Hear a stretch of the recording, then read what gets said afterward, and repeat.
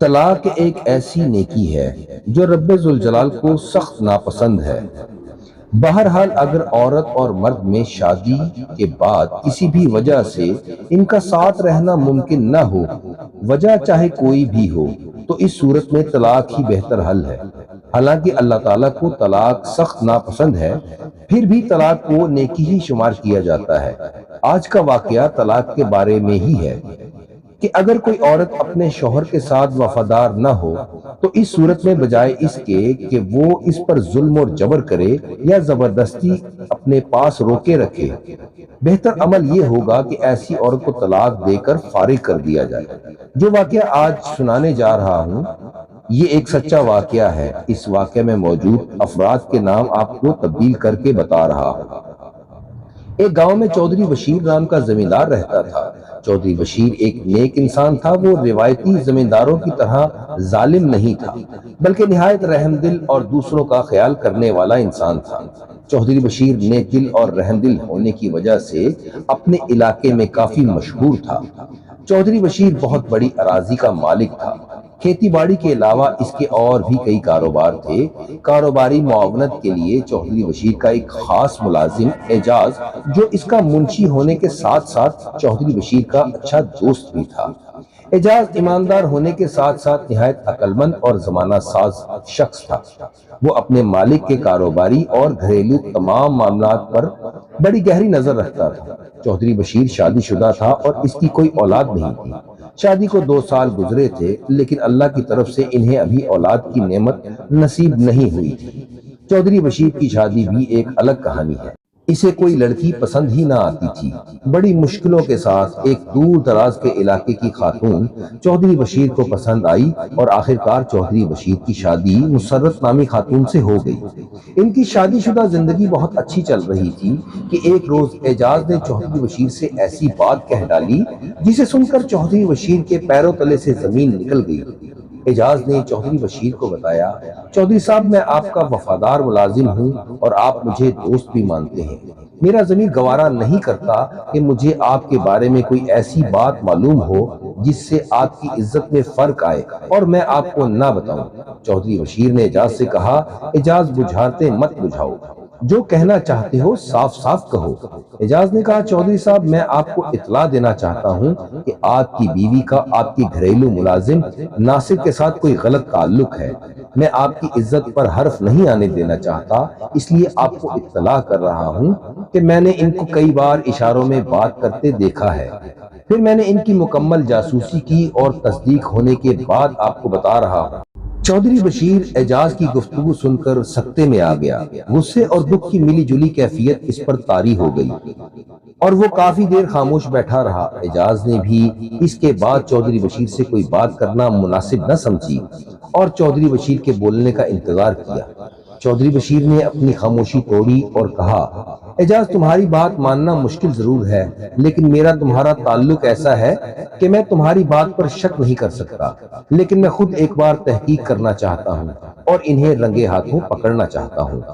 اعجاز نے نظریں جھکا کر شرمندگی کے ساتھ چودھری بشیر سے کہا، اگر میری بات جھوٹ ثابت ہو تو جو سزا آپ مجھے دینا چاہیں مجھے قبول ہوگی۔ چودھری بشیر خاموشی کے ساتھ وہاں سے اٹھ کر اپنے گھر کی طرف چلا گیا۔ اب وہ دن رات اسی بات کو سوچتا رہا اور موقع دیکھنے لگا کہ کب وہ اپنی بیوی کو اپنے نوکر کے ساتھ رنگے ہاتھوں پکڑے۔ خیر وہ کیا، کسی نے خوب کہا ہے کہ گناہ کرنے کے 100 طریقے اور پکڑے جانے کے 101۔ آخر ایک روز چودھری بشیر نے اپنی بیوی اور اپنے ملازم ناصر کو رنگے ہاتھوں نازیبا حالت میں پکڑ لیا۔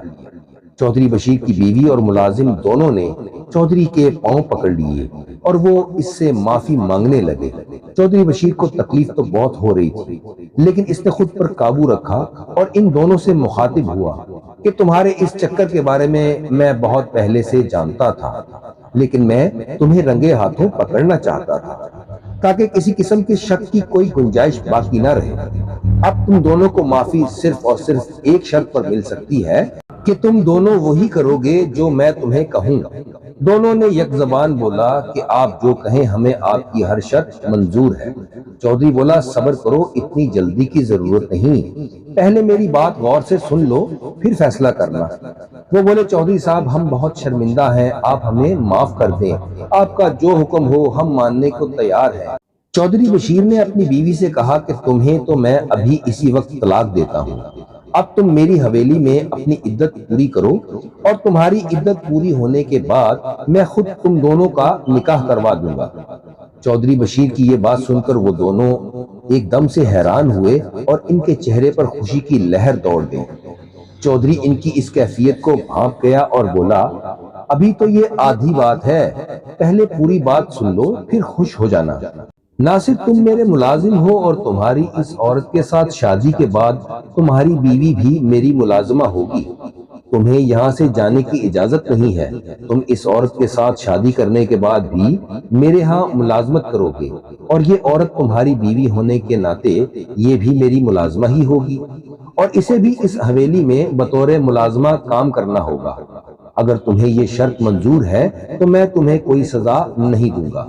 ان دونوں کے پاس چودھری کی بات ماننے کے سوا کوئی چارہ نہ رہا اور انہوں نے حامی بھر لی۔ چودھری نے اپنی بیوی کو طلاق دے دی اور اسے عدت پوری کرنے کے لیے حویلی میں ایک جگہ مختص کر دی۔ چودھری بشیر کی سابقہ بیوی مسرت خاتون نے اپنی عدت حویلی میں ہی پوری کی۔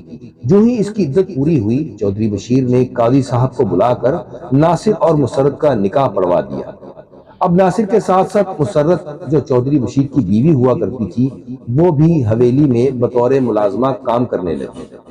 چودھری بشیر مسرت خاتون کو حویلی میں ملازموں کے ساتھ کام کرتے دیکھتا تو اسے رنج و غم بھی ہوتا اور غصہ بھی آتا کہ اس عورت کی عقل نے اسے مالکن سے ملازمہ بنا دیا۔ اعجاز اس سارے معاملے کو بخوبی دیکھ رہا تھا تو اس نے چودھری بشیر کو دوسری شادی کرنے کا مشورہ دیا اور کہا کہ بجائے اس کے کہ آپ مسرت خاتون کو دیکھ دیکھ کر کڑتے رہیں، آپ اپنی زندگی کی نئی شروعات کریں اور آگے بڑھ جائیں۔ چودھری بشیر نے اعجاز کی اس بات سے اتفاق کیا اور اسے اپنے لیے رشتہ ڈھونڈنے کا کہا۔ چند ماہ کی تگ و دو کے بعد چودھری بشیر کی شادی ہو گئی۔ اب چودھری بشیر اپنی نئی نویلی دلہن کے ساتھ اپنی حویلی میں بیٹھا تھا اور حویلی کے صحن میں ناصر اور اس کی بیوی مسرت صفائی ستھرائی کا کام کر رہے تھے کہ چودھری مسرت خاتون کو دیکھ کر مسکرانے لگا۔ اس کی بیوی نے اس بات کو نوٹ کیا اور چودھری سے سوال کیا کہ آپ ان لوگوں کو کام کرتا ہوا دیکھ کر مسکرا کیوں رہے ہیں؟ چودھری بشیر نے اپنی بیوی سے کہا فکر نہ کرو، میں اپنے مسکرانے کی وجہ تمہیں ضرور بتاؤں گا۔ یہ جو عورت اور مرد تمہارے سامنے صفائی ستھرائی کا کام کر رہے ہیں یہ ناصر میرا پرانا ملازم ہے، اور اس کی بیوی مسرت یہ کچھ عرصہ پہلے وہاں پر تھی جہاں آج تم ہو۔ چودھری بشیر کی نئی نویلی دلہن یہ بات سن کر ہکا بکا رہ گئی، اس کی سمجھ میں کچھ نہ آیا۔ اس نے سوالیہ نظروں سے واپس چودھری کی طرف دیکھا تو چودھری بشیر نے اسے یہ تفصیل بتائی۔ یہ مسرت نامی خاتون آج سے کچھ ماہ قبل میری بیوی تھی۔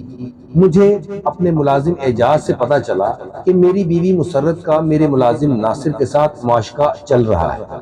میں نے اپنی بیوی اور اس کے عاشق ناصر کو رنگے ہاتھوں پکڑ لیا۔ پکڑے جانے پر یہ دونوں مجھ سے معافیاں مانگنے لگے۔ مجھے غصہ تو بہت آیا لیکن میں نے صبر و تحمل سے کام لیا اور ان دونوں کی معافی کو اس بات سے مشروط کر دیا کہ میں اپنی بیوی کو طلاق دوں گا اور وہ اپنی عدت پوری کرنے کے بعد اپنے عاشق ناصر کے ساتھ نکاح کرے گی، اور نکاح کرنے کے بعد جس طرح ناصر میرا ملازم ہے تو اس کی بیوی بھی میری ملازمہ ہی ہوگی۔ میری اس شرط پر مرتا کیا نہ کرتا ان دونوں کو راضی ہونا پڑا، اور اب یہ دونوں یہاں پر تمہارے سامنے حویلی میں ملازمت کر رہے ہیں۔ اس عورت کی ایک غلطی نے اسے حویلی کی مالکن سے ملازمہ بنا دیا۔ چودھری بشیر کی نئی بیوی نے کانوں کو ہاتھ لگا کر توبہ کی اور بولی آپ بالکل درست فرما رہے ہیں، واقعی اس عورت کی ایک غلطی نے اسے مالکن سے ملازمہ بنا دیا، اور میں اللہ تعالیٰ کا شکر ادا کرتی ہوں کہ اس پاک ذات نے مجھے آپ جیسا نیک اور صبر و تحمل والا شوہر عطا کیا کہ آپ نے اس عورت پر بجائے کوئی ظلم و ستم یا سزا دینے کے نہ صرف اسے طلاق دے دی بلکہ اس کی پسند کے مرد کے ساتھ اس کا نکاح پڑھوا دیا، ورنہ آپ کی جگہ اگر کوئی اور مرد ہوتا تو شاید وہ اس کو غیرت کے نام پر یا تو قتل کر دیتا یا اس پر بہت ظلم و ستم کرتا۔